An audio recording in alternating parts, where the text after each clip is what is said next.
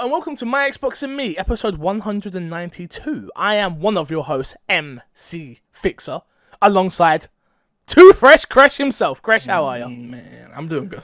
Crash, don't fight against it all the time, bro. If you just accept it, look, you did. You can't just accept it, because once I accept it, you go to the next level, whatever that is. I don't want to know what that is, so I'm gonna fight it whenever you do it. Okay. I just, Fair enough. I'll allow it.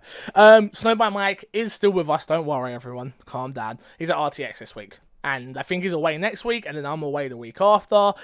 It's a whole thing. Yeah. So, but don't stress. Kresh is here to save the day again. What have you been up to, Kresh? Don't even ask what you've been playing. What have you been up to? Nothing really. I've been super busy. Fake. Kitchen had to get redone. To be fair, you did tell me. You did tell me about it. Yeah. Had to break down the floor. Yeah. Adult stuff. Yeah. I don't like adult stuff. I'll be honest. I miss being a prepubescent teen who had nothing to worry about. Nothing to worry about. And I had an excuse to just play games all day. I still do it now, but I don't really have an excuse to do it. I know. You feel bad about it now sometimes. Yeah, You're like, I really had some other shit to do. I shouldn't have sat there and played Football Manager for 10 hours straight or whatever it is your plan. But fuck it. If you want the show early, head over to patreon.com/mcfixer. That's where you get all of my content now early. How early? Depends on how early I record it. I try and give at least 2 to 3 days buffer, but a lot of things is changing on Patreon, so bear with me. You can find us on all podcast services, SoundCloud, Spotify, iTunes, and Google Play. And remember to go subscribe to youtube.com/mcfixer. Don't forget to rate us on iTunes as well, because that is how we chart. Patreon producers this month, you have your boy Mike Lynch. Mike, thank you very much for keeping it going. The streak continues. He's like the Undertaker, Crash, at WrestleMania. You won't understand that, but he was unbeaten for a while. You do understand that? Do you think I didn't watch wrestling when I was younger? Well, I mean, it carried on to when you were older. I know, and then he lost it. You think I don't... Who'd he lose to? Brock Lesnar. Oh, okay. You think when Undertaker's mentioned, I don't follow up, bro? Wow, okay. My bad. I didn't mean to disrespect your wrestling. I really thought it might have been someone else when I said Brock Lesnar, but I was like, I'm pretty sure. But yeah, his streak continues. When will it end? Who knows? And our second Patreon producer is your boy Super Killer Bunny, and he has this to say, which is, if you want to watch a stream where basically nothing happens, and maybe it's not even a stream, and maybe you just want to play something but couldn't decide, just like our Patreon producer Super Killer Bunny. Check them out at twitch.tv/superkillerbunny. One of the days of the week, most of the week, 60% of the time, he's live 30% of the time. Bunny, thank you very much. I want to congratulate you, Fix. Why is that? You read that a lot better this time than you did the 2 previous times. To be fair, in my defense, Okay. Yeah. Last week's episode was a shit show.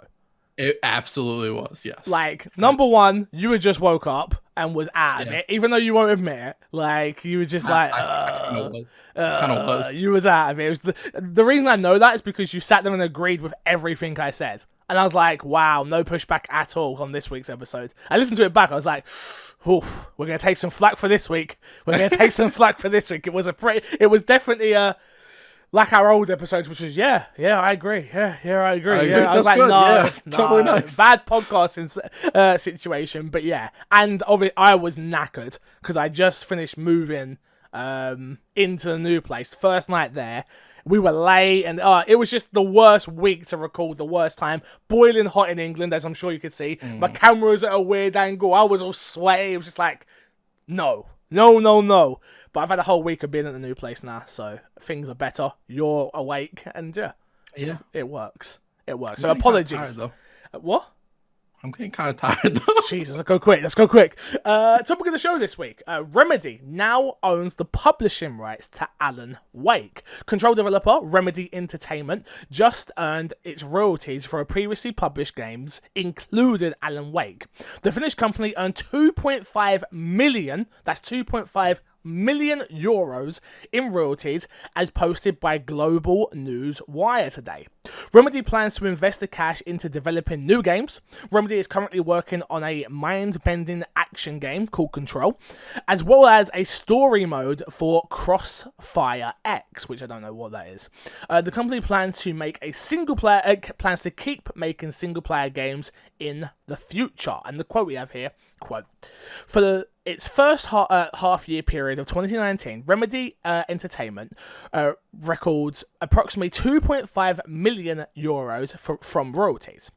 From previous release games as one-time income, reads the announcement. The royalties are paid to Remedy during the second half of the year period of 2019. In relation to this, the publishing rights of Alan Wake games are reverted to Remedy. Did you ever play Remedy? Did you ever play Alan Wake? Sorry, did you ever play Remedy? I watched a friend play it for a bit. I never personally. Interesting. I was super late on Alan Wake. It was actually one of the first games I ever played at Haley's brother's house. He had. I remember going in there first time, and he's one of those people that buys everything. So he had bundles and bundles of games, and you walked in, you was just like, yes, I will marry you, Haley, because your brother has all the video games. All right. I'm not really interested in you anymore. It's more so your brother. He was playing Football Manager, and he had like every Xbox 360 game on Earth. So I was like, very relatable. It was like sort of as like in that Simpsons episode, it's like, why do birds? And then Homer starts talking. It was me start talking. Lee, I really love you. Suddenly appears. Like, shut up, Fixer. Damn. But yeah, I loved it. I played it there. And was super drawn into the world, super drawn into... It's not a game that I would... I like survival horror. It's not survival horror. It's more action horror, sci-fi. It's like super mixed genres, but it's super well... The story's well told. It makes sense. The gameplay was super good. And I was always surprised we never got Alan Wake 2. It clearly didn't sell as... It's one of those cult classics where it didn't sell well to a broad audience, but the people that love it really love it. That came out on 360, right? 360 and PC, yeah, come out on Steam. All right, so that was also a different era for Xbox 2010, I think it came out. Yeah, so Xbox were still the big dogs back then. They were. They didn't really need to... Something that was mediocre, certainly, and it's like this wasn't Gears of War or Halo or Forza. Like it just, which is weird because things haven't changed that much for Xbox, have they? We're finally getting to that point with the new studios where things are finally changing, which we'll talk about in a second. Actually, took a gen, one whole gen. It took a whole generation for Phil to come through and fix it, but he has. Yeah. He has. Shout out to Phil. Shout out to Phil Spencer. But yeah, this is obviously huge news for Remedy because it then opens a number of things. Opens the floodgates for an Alan Wake 2 if that's what they want to do. Also, like they said, they're making money now from the what's the word I'm looking for? The royalties from Alan Wake going forward as well. Obviously, it done pretty well. They've made a lot of money this period. And I don't... Part of me... The reason I put this as topic of the show, because the bigger topic here is, what did Xbox get out of this? So, was it money, which they clearly wasn't enough money to really worry, or was this like an IO situation where you don't really see Hitman without IO Interactive? You don't really see Alan Wake without Remedy. Remedy have made it perfectly clear they don't want to be the Insomniac of Xbox anymore, where it's like we're independent, but we work exclusively really with you on certain games. The two they've put out, right, would be Alan Wake and Quantum Break, which both of them, in my opinion, brilliant games, but neither of them lit the world on fire due to sales. Right. And a lot of people are interested in Control. Obviously, it's going to be on both platforms and things of that nature. Obviously, the Xbox community are probably going to latch onto it more because they have a love for Remedy. Right. I don't know where I stand on that game at the moment. I wasn't that impressed with what they showed because it looked a lot like Quantum Break. I loved Quantum Break, but it just seems like a 1.5 of Quantum Break than a whole new game. Which, don't get me wrong, I've not done deep dives into the game or anything like that. Just what I remember at E3 and one trailer I think I watched. So, I don't know. I don't know where I stand on this. I'm happy that Alan Wake is going back to Remedy because I'd love to see Alan Wake 2. But I just don't know where did Xbox win here? And if it was a case of them just giving it, would they not have wanted the free publicity and nice guy Xbox gives away IP? I don't know. Weird. I don't like. I think this was 100% a Phil Spencer move. Like, I think Phil Spencer looked at Alan Wake and he was like, "We're not going to do anything with this because if they have 14 studios and if they really wanted to do something with Alan Wake, they could have found a studio to work on it." Here's the question I pose to you though: when you think of tentpole, and I get it that Alan Wake's still small, but when you think of tentpole Xbox exclusives, Alan Wake was definitely one of them. Definitely. Like, what have we got? Halo, Gears, Forza. I wouldn't consider Alan Wake because Alan Wake came out on Steam and it was also pretty big on Steam as well. I understand that, but what I mean is, like, when you look at PlayStation, you've got Nathan Drake, you've got the whole Uncharted franchise, you've got...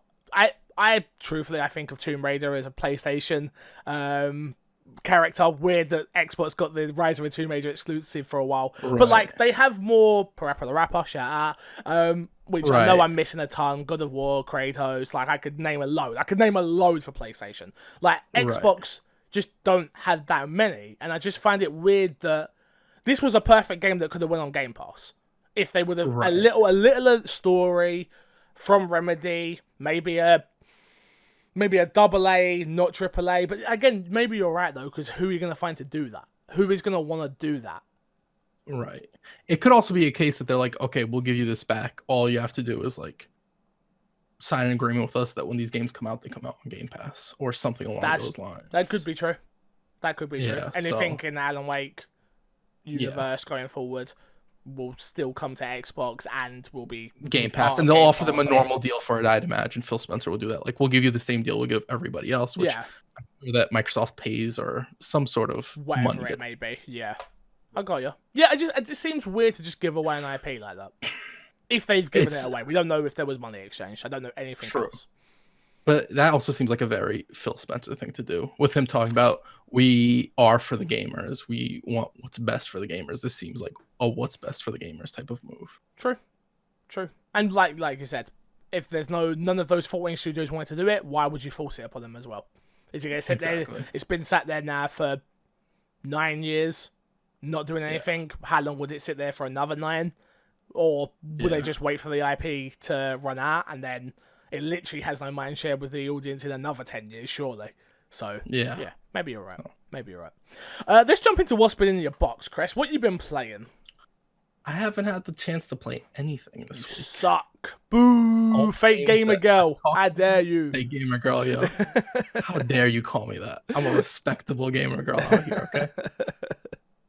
Well, I've only played one thing, to be fair, but still one more than you. I got to check out the new Rainbow Six 3v3 Showdown mode, which is the new limited time event. I've put up a Let's Play on my YouTube channel, youtube.com/mcfixer. Go check it out. Would love feedback on it. I've changed the way I edited it. I didn't green myself out and stuff like that, so I'd just love it if people go check it out and watch it and let me know what they think, please. I really enjoy this mode, dude. It's a lot of fun. It's super quick base. There's no building. It sort of reminds me... It reminds me of like I don't know. It reminds me of Call of Duty a little bit. Only because when you're attacking, you have a nade. And people at the moment are just like literally... Game starts, you run forward, throw a nade over the map to try and get into the base to kill everyone. I got one person, Kobe, once. I've through it like every single game, did it once. But it's super That's close. all you need for the montage clip. Oh, obviously. I'm going to just like pure Kobe. It's just me shouting Kobe the whole time. Kobe, Kobe, Kobe. Pew, pew, pew. Explosions everywhere. Someone get on the edit for me. Yeah, I really like it. It's close-knit. It's a tiny map in comparison. It's really fun.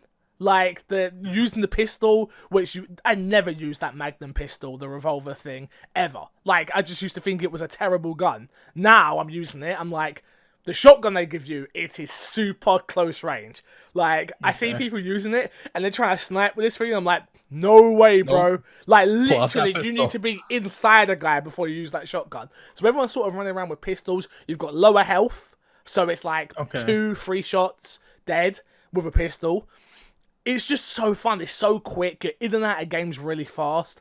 And I really wish it wasn't going away in 2 weeks. I understand why they do this. And I understand it brings hype. It brings people back into the game. People check it out. But I would love to keep playing this with people. Especially the 3v3, having the map is smaller. I didn't think I would enjoy it as much as I have. Okay. So, question: do you think this would be a good warm-up game mode? Because right now, I don't think Rainbow has that. Because casuals isn't warm-up. Yes, if Terrorist you, or whatever they call it isn't really. I mean, it wouldn't warm-up. really prepare you for rank because it is so different. Like you're not using. But any just of to those get your type of shot. guns. If you're, yeah, I guess so. Because I think that's honestly what like warm-ups really should be. It's just you practicing your shot. But a lot of people in the Rainbow community, a lot of people use Terrorist Hunt as the warm up. Usually people run through Terrorist Hunt and flick and stuff like that. Especially on PC, I've seen people do it.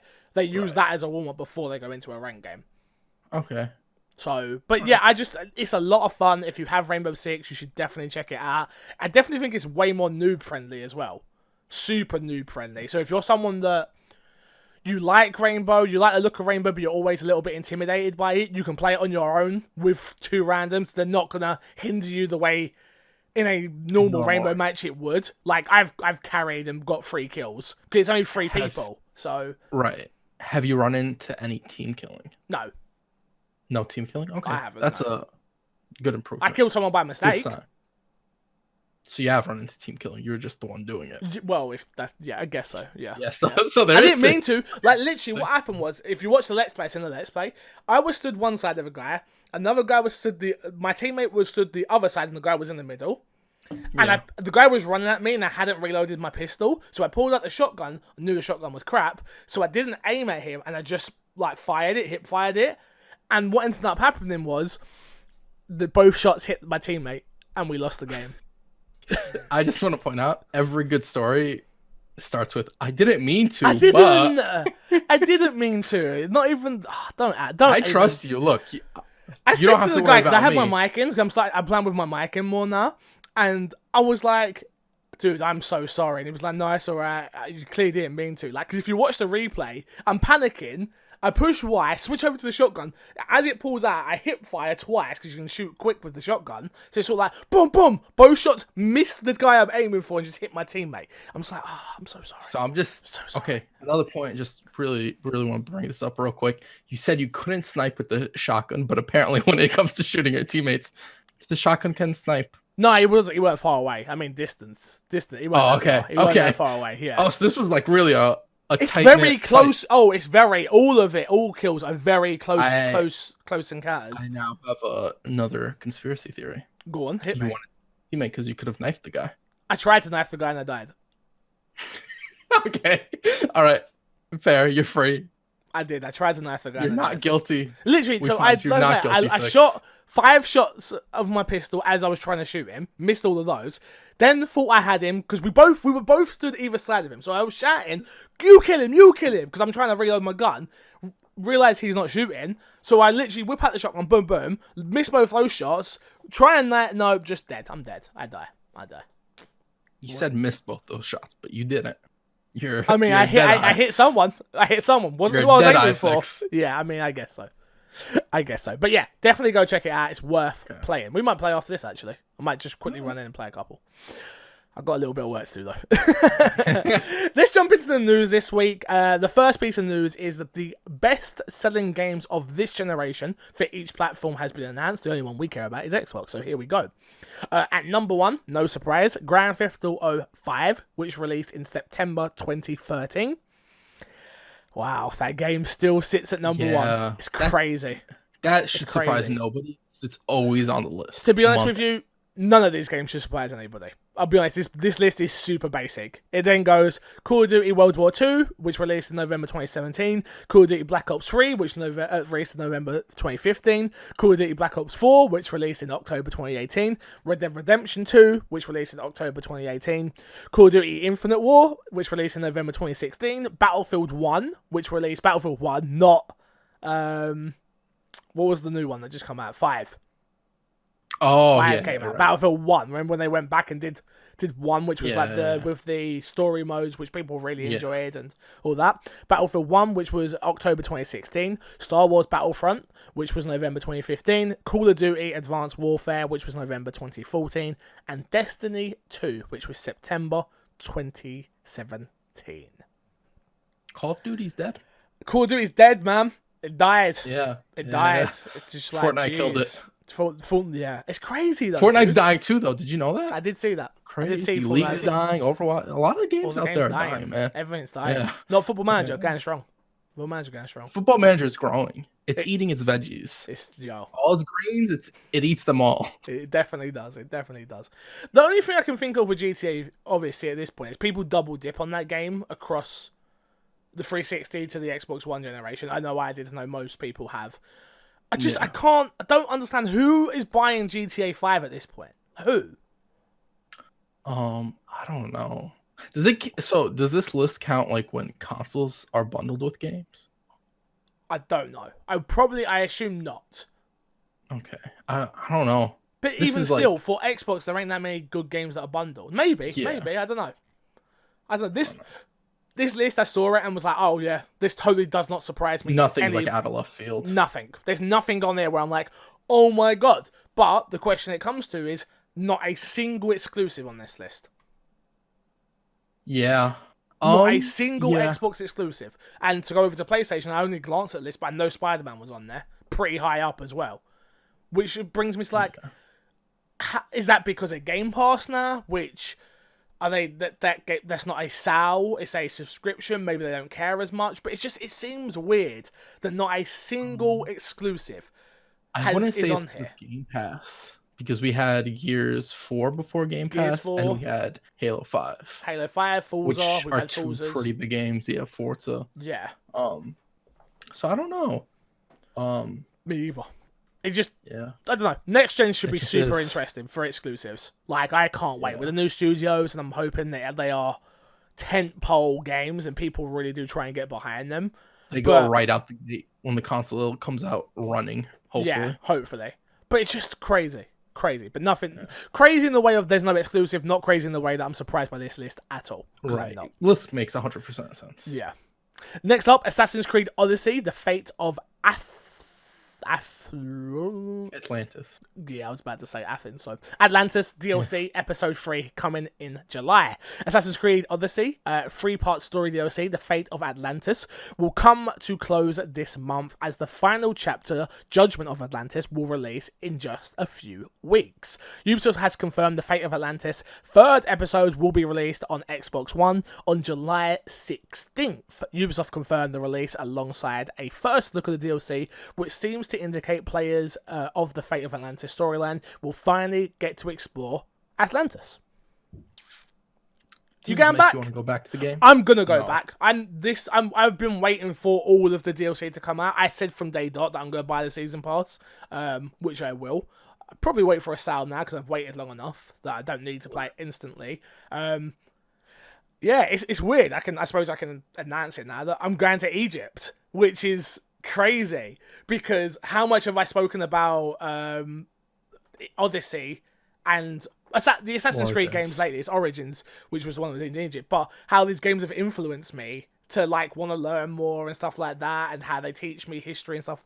And now I do actually hold Assassin's Creed to the reason I'm actually going to Egypt. Because it's like, clearly it's been in my head more and more and more, and the more I thought about it, it's like, now I'm like, oh yeah, I can't wait to go to the pyramids. Like, oh yeah, I've done that in a game, now I get through it in real life. Like, it's just, I don't know, it's weird. Super weird. But I'm looking forward to it. Real reason Fix is going to Egypt is to parkour climb the pyramids. English man climbs pyramids and dies. There's no respawns in life? What the hell? Wait, I'm supposed to desynchronize. This is am I not in the Animus right now? What the fuck? Is the plane not the Animus? Oh man. But yeah, I am definitely gonna jump back in and play these DLCs. Definitely. I need something. I need that game that I can shut off my brain and just do, and a story be told to me. So this is perfect for that. So, and I've still got a ton of stuff I need to do in Assassin's Creed Odyssey, especially the fact we're not getting one next year. Thank God. It gives me even more time to actually finish all the side quests that I never got to in Odyssey, and I loved Odyssey, and buy the DLC. So yeah, cool. Yeah. Next up, EA is struggling with the perception that, quote, we're just a bunch of bad guys. EA Vice President of Strategic Growth has revealed how he struggles with the public perception that EA is just a bunch of bad guys, and how he hopes that EA Origins, the publisher's label for smaller indie-like games, will help the company reconnect with talent.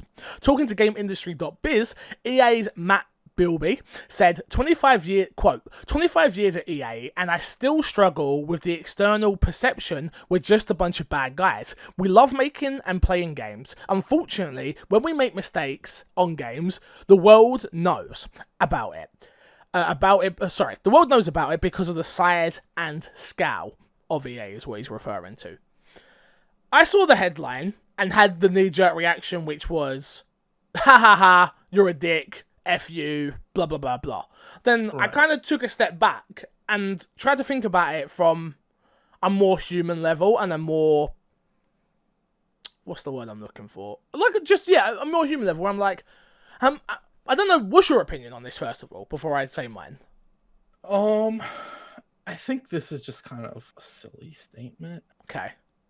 Because my whole thing with the statement is sort of implies that EA aren't bad guys. Okay. And I kind of think with how many times they make mistakes and how frequently the mistakes happen, it's kind of hard to argue otherwise. And how big they are, usually. Exactly. And I think they've done a good job to try and pivot that. And to his point, EA Originals is actually like one of the highlights in that regard. Yes. But I don't think they're at a point where the mistakes are so few and far between. No. But the one thing I will say, this is why I take the human level out of it, I agree that EA have some of the worst mistakes, and they say some of the most dumb crap, like surprise boxes and stuff like that. Surprise mechanics. Sorry. And they are quite egregious with their microtransactions in the sports franchises. The EA Origins program is good. Like, we've had a couple of good games out of it. We got Fee, we got A Way Out, and I know there's a couple more that are in the works as well that I've totally been interested in when I saw it at EA Play last year. The only thing I say here is, imagine how hard... and again, I don't think this is an excuse, and I'm not trying to be a corporate apologist here, I'm not. But I can only imagine how hard it must be to go and work at EA. And you're just Joe Schmo.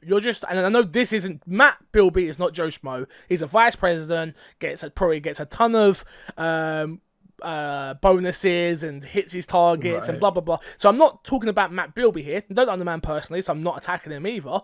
But imagine you're just Joe Schmo that works at EA. And every day you go to work and you know that you work for the most hated company in video games. I think that's fair to say, right? When someone says EA, they have a super knee-jerk reaction from a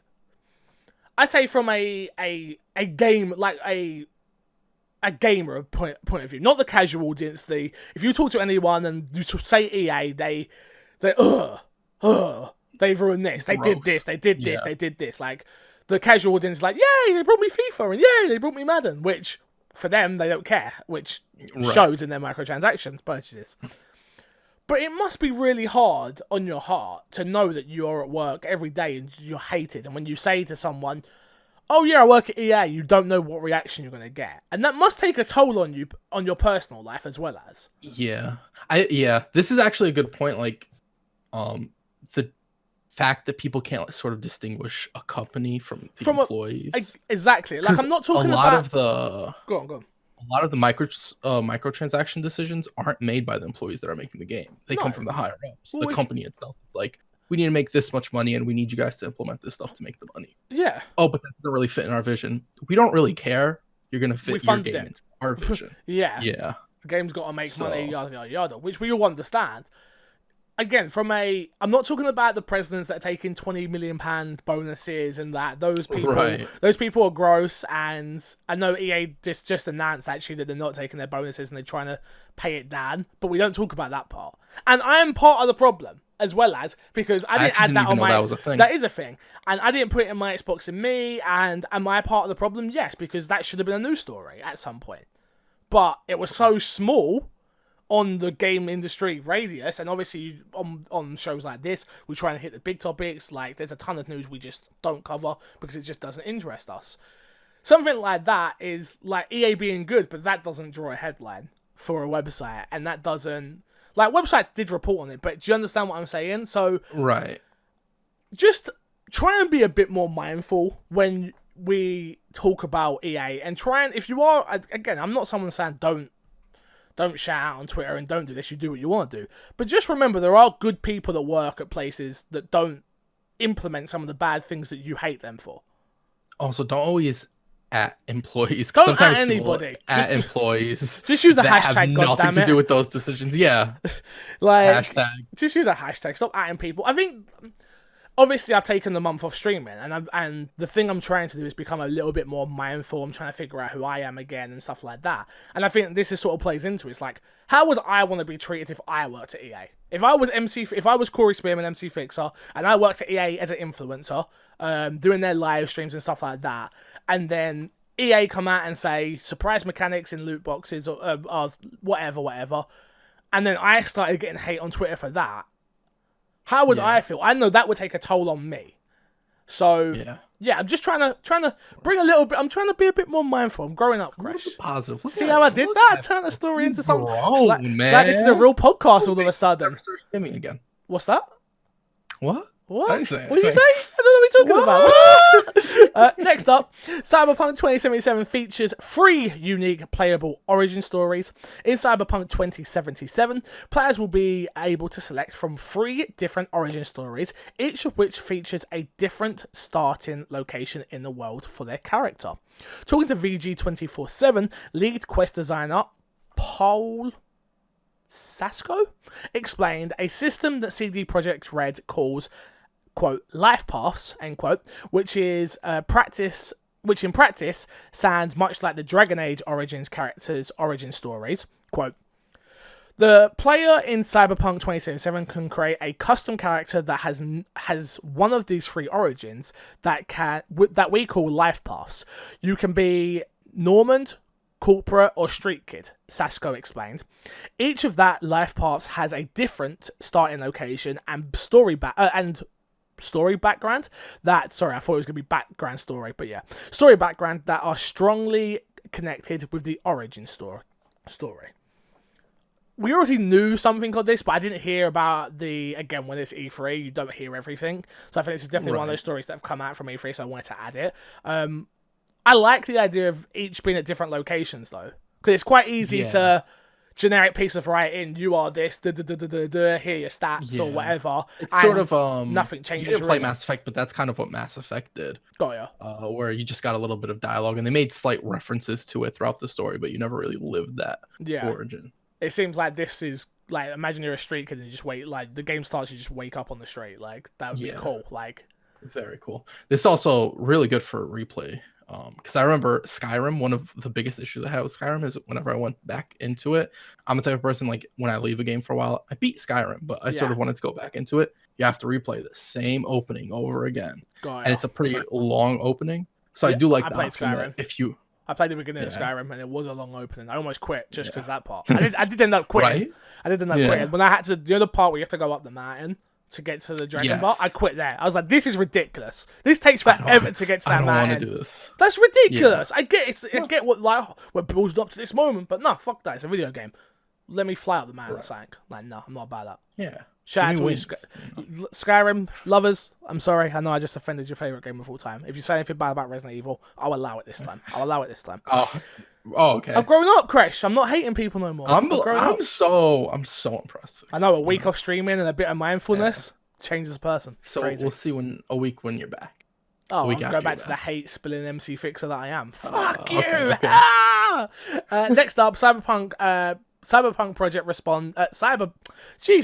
CD Projekt Red responds to 3 Cyberpunk game rumors. When we reached out for clarification, additional comment representative for CD Projekt Red told IGN the company currently has 5 teams working on a number of projects. 3 of those teams are focused on Cyberpunk 2077, while another is working on Gwent, and yet another is working on an unannounced mobile game. The full statement CD Projekt Red put out, though, was this. We currently have a total of 5 teams working on a number of projects, with 3 focusing on development of Cyberpunk 2077. These include CD Projekt Red, Warsaw, and Carco, Krakow, who are Carco, I think that's right, who are handling the main game, as well as Warclaw Studio, where around 40 industry specialties are engaged in technology R&D. A separate dedicated team are at Warsaw Studios is handling the development of Gwent, and the final team in Spook, SPOKKO, which is currently working on a yet unannounced mobile project. So I've started doing a new show which only Patreon supporters would have seen. If you want to go check it out, you can. It's called Today in Gaming, so I covered this already on there. And the rumour is that 2 teams are working on Cyberpunk 2077. One of the teams are working on a multiplayer mode for Cyberpunk 2077, which is going to come out after. And the others, which have been announced, was we didn't know about the mobile game until they've announced that, but we knew the other one was Gwent. How do you feel about a Cyberpunk multiplayer mode being added after the fact? I'm fine with that. I don't think the multiplayer mode needs to be with the game when it releases, but I don't know if the game needs a multiplayer mode. That's my only thing. That's where I'm at. That's what I said on Today in Gaming, which was I just don't understand. I hope that if the multiplayer mode is obviously as good as but the width, like that standard, is 3 times bigger, and they want to reuse some assets for the world and get some more players, keeping them in the world. Maybe they saw a big drop off in Witcher once the game's been finished. Not a lot of people go back until the expansion. And you want to keep people for the expansions. Exactly. Well. Maybe they want to keep people through till the expansions come out. I don't know, but it needs to be good, because the problem you have there is if it's bad, it does take a knock when it comes to Game of the Year talks, and even I know it won't be there for launch, so it wouldn't actually be the initial review for big websites. But for people like us, if we're talking about it, we have to take that into regard if it has a bad multiplayer. Yeah, I'm interested to see what they do with multiplayer, because multiplayer is also kind of like a vague term. Is it co-op? Is that the type of multiplayer, or is it like multiplayer? Yeah. I don't think so either. I think it will be PvP, which worries me a little, because Tomb Raider did PvP, and Tomb Raider did not need that way back when. Yeah, but Tomb Raider... Yeah. I mean, I have more faith in Cyberpunk, in CD Projekt Red, than I did Crystal Dynamics. In multiplayer. But why? I don't know, I just trust them. I don't know why. Okay. I just trust them. That's fair. Yeah, they've got no track record to show me. Yeah, they are a good developer, so okay. I don't think they would do it if they didn't think it would be good. I trust them for their quality control. Or, we know about this now, and it's been rumoured that it's multiplayer. They've not announced that. So I could totally be off case, and the rumours could be totally wrong. Or, they can it. They said the R&D, so they're definitely testing something. So they might just be testing multiplayer, and then be like, this didn't work, no thank you. I can totally see them doing this. This is 100% I think they do. That's probably why in this statement they didn't announce anything about it. They didn't mention it. They didn't reference it. They're just sort of like, we have 3 people working on Cyberpunk 2077. That's all they had to say. Fair enough. Next up, I was about to say Cyberpunk again. Jesus, just words with C just keep getting me today. Cuphead DLC delayed until next year. In an effort to prioritize health of its employees, Studio MDHR has announced the Cuphead DLC, The Delicious Last Course, will be delayed until 2020. While the new expansion was originally slated for release this year, in a recent tweet, the studio explained they are taking the time to make sure the content meets the meticulous level. Thank you. I was trying to do it in my head. A meticulous level of care and quality they always strive for. And the quote we have here: "This wasn't an easy decision to make, but we're confident it's one that will result in higher quality experience. That's all the sweeter when it does arrive," said studio co-director Chad Modenheuer. I think that's more right. More than Hero? Yeah. Take all the time you need, guys. Honestly, I think people will buy this when it comes out because of its the track record of how good the game was already. I think, me personally, I wouldn't have done DLC. I would have just went straight into a sequel. I agree.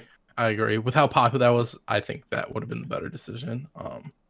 I'm not gonna knock them against doing DLC though. No. I do like their waiting. Like, Cuphead was such a brilliantly done game, like Yes. artistically and sound wise. So I like the idea of them saying we're gonna wait and let it meet that standard, like they did with Cuphead way back originally. They kept holding it off, and some people were like, "That's probably a bad sign," and then it comes out and Well, it yeah, blows everybody away. it just went away, didn't it? It came and it came so heavily, and everyone was like, "Oh my god, what is that?"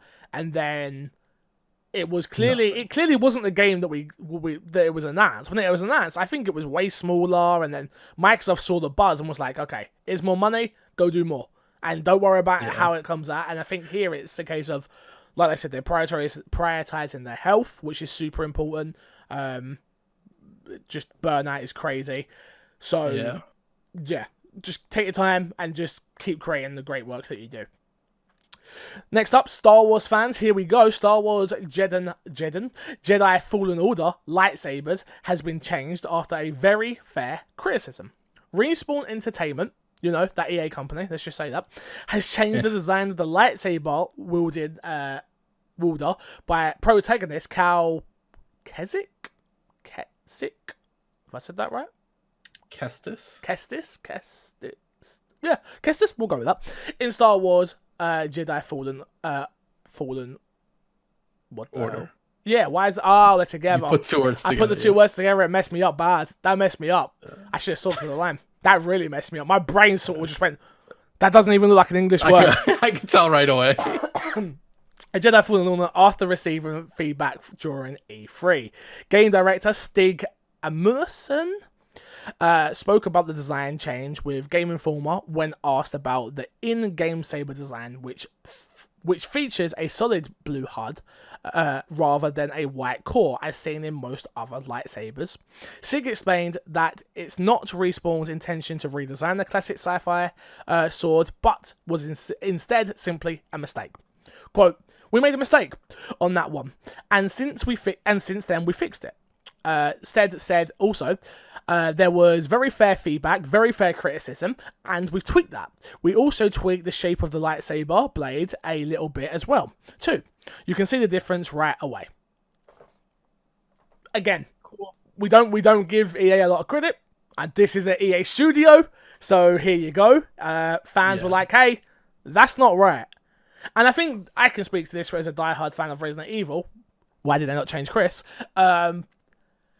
When something's not right, it's okay to go back and change it. A little bit different with Chris. He was a surprise, and they made that decision. But you understand what I'm saying. Hashtag not my Chris. It's cool for them to be like, look, we made a mistake. They've said in a quote, we made a mistake, and now it's changed and sorted. No problem. The response is actually like really good from them. Like, it was a fair criticism. We changed it. We fixed it. It was an oversight from us. Yeah. You know, we were blind on it. Not like double down on it. Like, well, it's our artistic decision to do this, and you know, we wanted to change the classic design and suck it. No, it was just we made a mistake. It's fixed. Cool. Yeah. Moving on. Next up, Call of Duty Modern Warfare is getting some big changes. There is a bunch of bullet points here, so I don't want to read them all, but I'll read a couple, which is, you can go check this out on IGN. They posted this article. You've got bullets will interact realistically with environments. Different types of bullets have different animations. There will be a new visual effect like sparks and smoke. And then the big one is the fact that you can now, if I can find it, a new reload animation, which also means you can now reload while aiming down sight by default for the first time in the series. That's the big one what people are really are talking about. The other ones are really cool and stuff as well. But does this really change Call of Duty that much? The ability to aim while you're reloading? Yeah. Absolutely. Okay. Because it's so much easier to camp now. Got ya. And you don't have to worry about like, I can't push this because I have to reload. So let me hold back for a second. You can keep pushing and reload. And the second somebody pops up, you're already aimed down right. Makes sense. Yeah. I play a lot of shooters, but I don't really think about it. It just happens. It just works. That also probably feels so much better, especially if like you're using a sniper or something. Like you have that little lull period between your hard scoping. Nobody likes that word, but your No, hard but yeah. scoping. You take a few shots. There's a lull. You can reload while you're still aiming down and ready to shoot whoever comes up. Got ya. So Are you getting new Call of Duty? We always say we do this every year. We're like, oh no, I'm not getting it. No, I'm not getting it. Are you getting it? Yeah, I'm getting it. You getting it? Yeah, I'm getting it. And then we play it for a week and we don't play it again. That happened 3 years in a row. I think that's happened. I want to say no, but like Get caught up in it. If History nothing's speaks out against around it, us. if nothing's out around Yeah. it, you're gonna want something to play. Is the point? I do also like them going back to like the boots on the ground still, sort of still going down that route. Yeah, I so- didn't even touch the last one really. Like we played Battle Royale, and we played. I played a tiny bit. I bought that game for zombies and never played goddamn zombies. Like I asked You you to play played? zombies as well. You did? And you absolutely I said no. did not want I was playing Yeah. PUBG. Fortnite. Was it Fortnite? One or two. I think so. One or two. I think you were past PUBG at that point. I miss PUBG, man. I miss those days. I miss those days so bad. I'm gonna be honest. You had asked me to play PUBG. When was it? It was a few weeks ago. I was Yeah. like, yeah, you know what? Yeah, I'm down to play some PUBG, and I got it, and I'm like, I understand why I don't play this. I miss how it used to be. I miss it before Fortnite came out and was good. Yeah, oh man, that's a really good way to put it. I missed before I knew what a good BR game was. Pretty much. Like Fortnite is a good BR game. Yeah, That's the problem. That's the problem. it's very true. Games Pass. We got more games coming to Games Pass.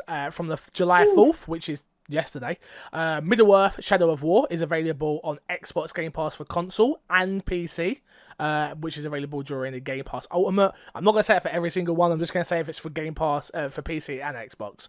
Also, email in and let me know. Do you want me to announce the games that are on PC? Do we have... This is the question I want to know. If you're listening to my Xbox and me, do we have any PC-only gamers listening to this show?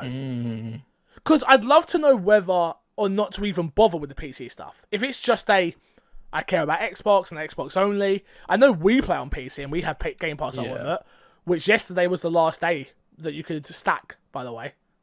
Oh, okay. So if you didn't do that, peak for you. Sucks for you. Yeah, I stacked, so I'm fine. Anyway. I stacked a while ago. You're always stacking, baby. Middle-earth Shadow of War is in Game Pass for PC and console. My Time at Portia, I think it is. Portia, whatever that goddamn game is available for Game Pass on console and PC. And Undertale is available for Game Pass on the PC. From July 11, you've got Blazing Chrome, which is available on Game Pass for PC and console. Dead Rising 4. That game sucks. Available from Game Pass on PC and... What was that, Fix? That game sucks. From PC and console. Lego City, available for Game Pass on console. Can I stop saying Game Pass at this point? Everyone understands this is a Game Pass, right? Xbox console. Time Spinner is available for PC. Unvoved, available for PC. And coming... Unavowed. Unavowed, thank you. For PC, and games leaving Game Pass on console. We've got Aftercharge, Warhammer Vermintide 2, Lego Movie the video game, Dandara, sorry, that makes more sense. Dara, Dead Rising 2, which I'm pissed about because I've wanted you to play that game with me for so long, Chris, and you said no every single time. The 31st, end of the month. We could play it before then. I wanted to stream it though, and I'm not streaming during July.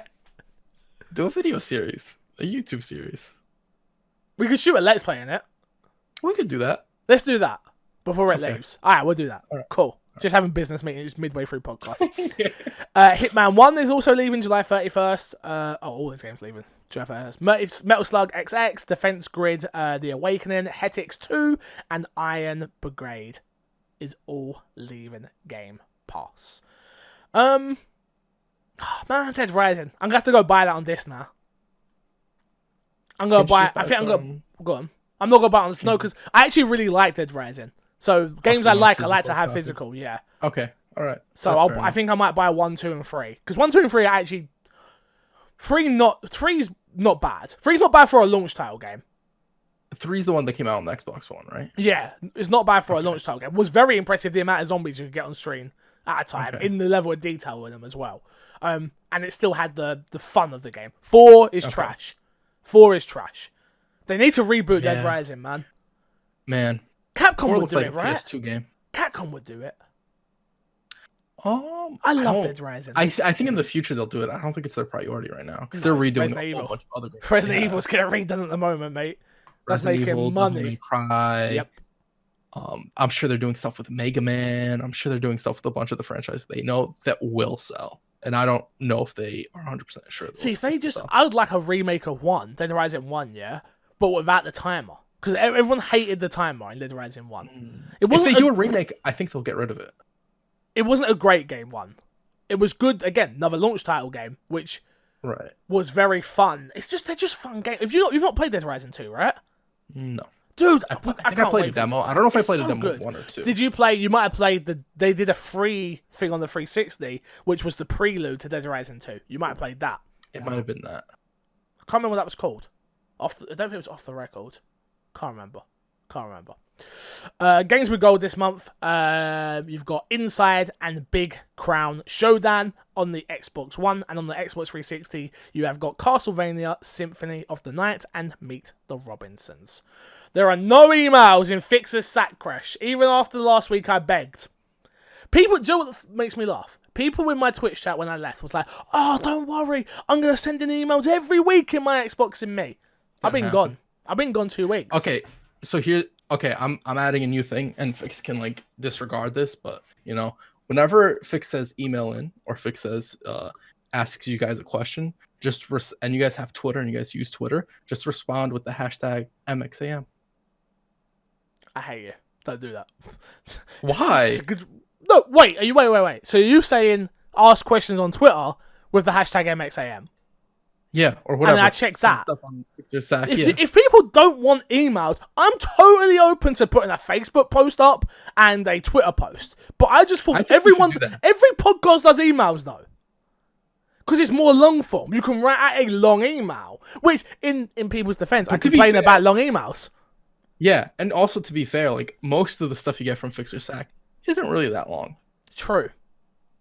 Like occasionally, like you'll get like a Moody who's like really feeling himself. He'll set something that's like 3 or 4 paragraphs. But usually it's like pretty when they say good, the problem again, as someone who can't write emails very well, I totally understand it. But when they say good written email with punctuation and spaced out and points and stuff like that, they're the best ones. They're the best ones because they have such they're so thought provoking. Right. But you could still take emails. I'm not saying of course don't ask for emails, but also listeners can't hear that and viewers don't read it. That's for your eyes. That's kind of a selfish thing to. I'm gonna be honest. That's easier for my dyslexic mind to read. That's all I'm saying. Like, as someone who can't use punctuation that well, I love it when someone can. Why do you think I got with a teacher? I find it attractive. I'm dyslexic and I can't use punctuations that well. I'm just. All right. Anyway, my Xbox and me podcast at gmail.com. If you would rather us tweet out a day before we're gonna do it, would you rather that? Email in and let me know. And I'm still gonna take emails. I'll still check them. No, at MC Fixer or at Snowbite Mike or at Crash, because Crash is here most of the time now lately. Like, don't know what he's doing there. He keeps sneaking on. He keeps covering Snowbite Mike's butt, to be fair. Man. I haven't been able to sneak on from the gamers, so I've like had to figure out like we stopped doing it. It's coming back. Mess with Fix now. Coming back. Let's plug and get ourselves out of here. What have you got to plug? Twitch.tv/Crushnick and at Crushnick Plays. Cool. Branding, but Yeah. Mine right now, Patreon. Support at any level on Patreon right now. You are getting a brand new show called Today in Gaming, which is a new show where I cover 3 stories during the day. Usually the story, my opinion, and then ask you guys what you guys think. Kind of nicked Phil DeFranco, but I haven't nowhere near as good. I realize how bad I am. Where it's something, if you don't do it regularly, you don't get good at it. So I need to keep doing it. So that's a daily show. What's going to happen is it's going to go out exclusive for Patrons the day it comes out, and then a day after it'll go on YouTube. So if you want the news within day, you support on Patreon at any level currently. Other than that, I think Krish is here for the next couple of weeks if he can to cover for Mike. Yeah. Mike's not about, like I say, he's on holiday and stuff like that. So keep the questions coming in. Would love to see me emails, please do. I'm still not streaming at the moment. I'll be back August 1st, maybe a little bit before that. I'm looking at the 29th. I'm looking. Interesting. Why? Interesting. I'm not saying nothing. I'm just pointing out that I said you'd be back early. But And wait, the wait, 29th wait, wait. is considered being back early. But I stopped early as well. Doesn't matter. You said you'd take the whole of July off. You didn't tell me when you'd stop. The 29th is like 3 days. And then it's the beginning of the week is all I'm thinking. Fix. I'm just saying, I'm from New York. I'm a pretty petty person. A win's a win, man. Okay. I'm thinking the 29th strictly because it's a Monday and it would begin the new week because the 1st is a Thursday. That's all. That's the only reason why. Only reason Okay. why. I hear you, Chris. I'm not arguing. I hear you. I get it. You're an idiot. I hate you. Okay, until next week, I will love